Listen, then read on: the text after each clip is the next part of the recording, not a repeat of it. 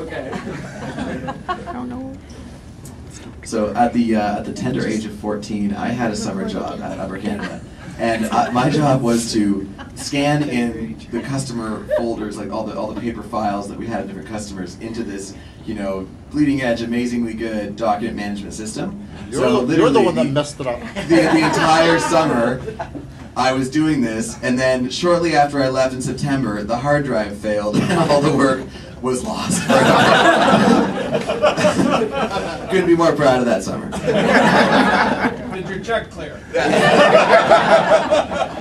My story is a little bit different. This was, I guess it would have been the third summer I was working at Upper Canada, and I was working in the warehouse with an individual known as Chris Neal, and we had a lot of fun. Chris was an interesting fellow, and one time we were making a delivery to the military base, and I don't remember what machine it was, but we had to go through the service elevator in the back, and they had warned us before we got in the elevator. You know, this thing's a little inconsistent. You know, we're not sure if it's going to work or not. But Chris and I thought, you know, we'll take the risk. You know, let's go for it.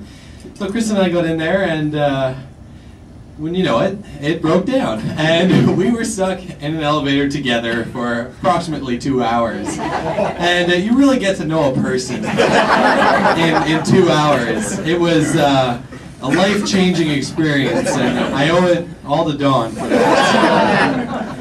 Okay. Okay, so the next phase of our presentation, we want to talk about some of Dawn's milestones. Some of this stuff may be actually kind of familiar to you folks, but we'll go through it.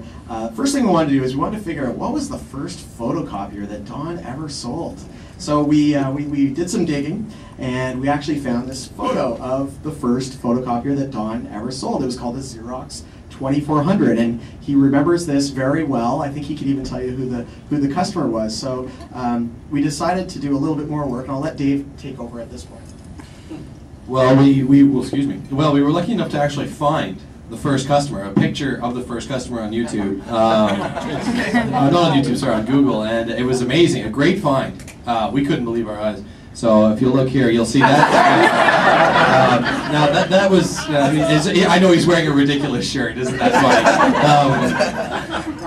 Yeah, that's our bid for that one.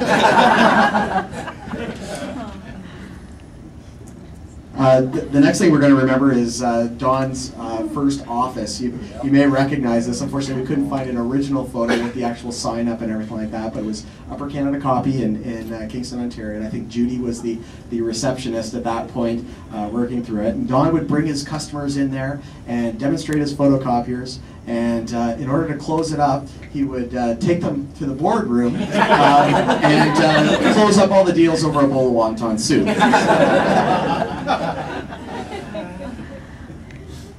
Next thing we want to talk about was golf days were always a really big deal for Don. We were very proud of Don and his golf.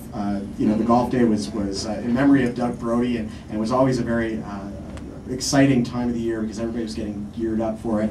It really gave Don a chance to connect with the staff on a personal level, and mostly it gave him a chance to wear his short shorts. So, and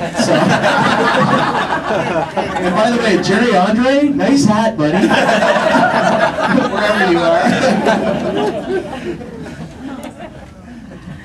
The other thing that we kind of noticed about the golf days was that for some reason Don always won. And I don't know how that worked, but if you go look at that plaque, his name is on it far too often.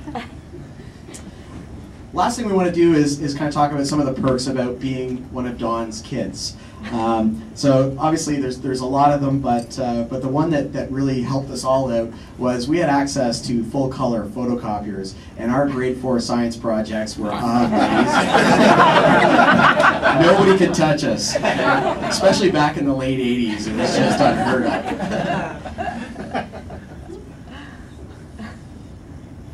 We're going to have another story here from Dave.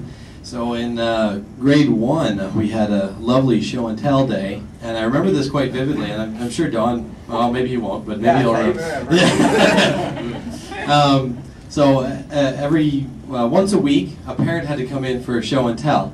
So everyone that knew that my father, owned the photocopier business, because I had told them, and obviously because it's such a great organization as well.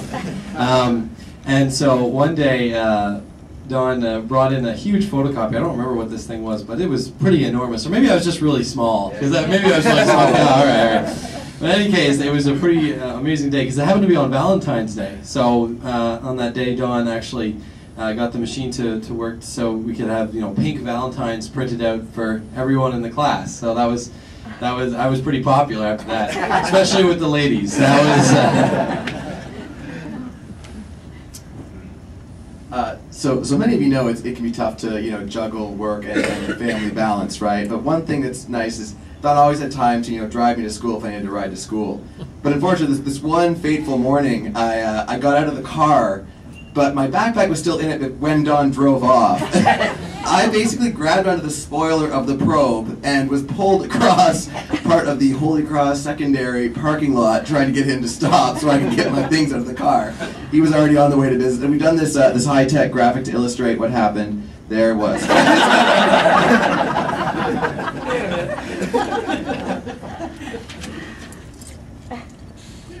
So we're very proud of Don, and we're very happy to have him as a dad, and he's done a lot of great stuff for us. Now, to end things on kind of a lighter note, we've noticed that Don has certain words that he uses that are kind of unique, and not a lot of people use them. So we thought we could, research some of the background of some of these words and find out where they came from and why Don uses them so much. So the first one is my favorite. Copaesthetic. Okay, we really didn't know what that means, but we looked it up and we think he means copacetic, which is the actual pronunciation of it. It means completely satisfactory. So that was just eluding us for a long time. The second one that I wanted to share with you is reconnoiter, and I don't know why. We looked it up, and it means to scout, explore often with the goal of finding something or somebody. And I don't know why you would use this in office equipment, because, anyways, so those are two of my favorites. one of my personal favorites, and one that I now call Don out on, that I didn't know it before, but the word guesstimate does not actually exist. It is guess or estimate. It is not both. It is one or the other.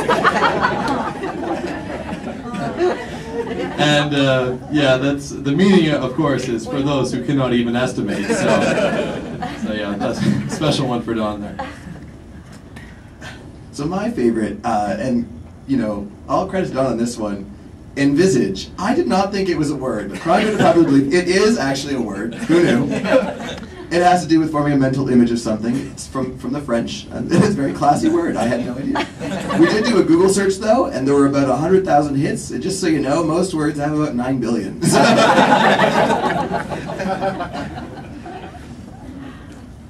Okay, one last definition, and this one's kind of a sentimental one, retirement, and it's time to reap the rewards of your many years of hard work, dedication, leadership, and friendship.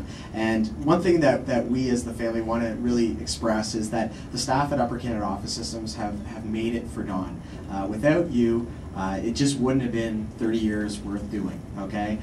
He would have quit after 5 or something like that. You don't last for 30 years unless you have the best staff. So we take our hats off to you and thank you very much for all your years of hard work with Don and all your dedication and commitment to Upper Canada Office Systems.